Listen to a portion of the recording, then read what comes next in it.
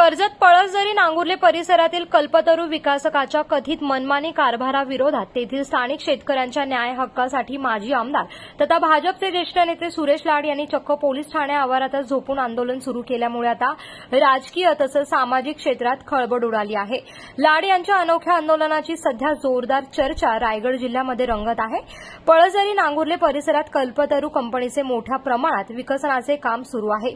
या कंपनीने स्थानिक शेतकऱ्यांना विश्वासात न घेता त्यांची जमीन हडपण्याचा प्रयत्न केला असल्याचा शेतकऱ्यांनी आरोप केलाय आणि याबाबत शेतकऱ्यांनी वारंवार स्थानिक पोलीस ठाणे आणि महसूल प्रशासनाला पत्रव्यवहार करून देखील प्रशासनाने जाणीवपूर्वक दुर्लक्ष केल्याचा आरोप कंपनीच्या गुंडागिरी विरोधात स्थानिक शेतकऱ्यांनी न्याय मिळवून देण्यासाठी सुरेश लाड यांनी आपले हे अनोखे आंदोलन सुरू केल्यामुळे आता कर्जत पोलिसांच्या भूमिकेवर प्रश्नचिन्ह निर्माण झाल्याचं दिसून आलंय।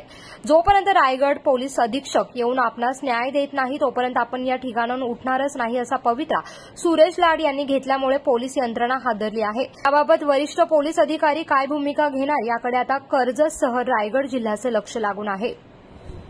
अन्याय गरड साहेब करत आहे, वेळोवेळी त्यांना सांगत आलो, अहो बीडला काय चाललंय, अन्य कुठे ठिकाणी काय चाललं हे तुम्ही पहा, अजून जागे व्हा, समजून सांगण्याचा प्रयत्न केला। कोकणासह परिसरातील ताज्या घडामोडींसाठी सागर डिजिटलला सबस्क्राईब करा आणि नोटिफिकेशनसाठी बेल आयकॉनवर प्रेस करा।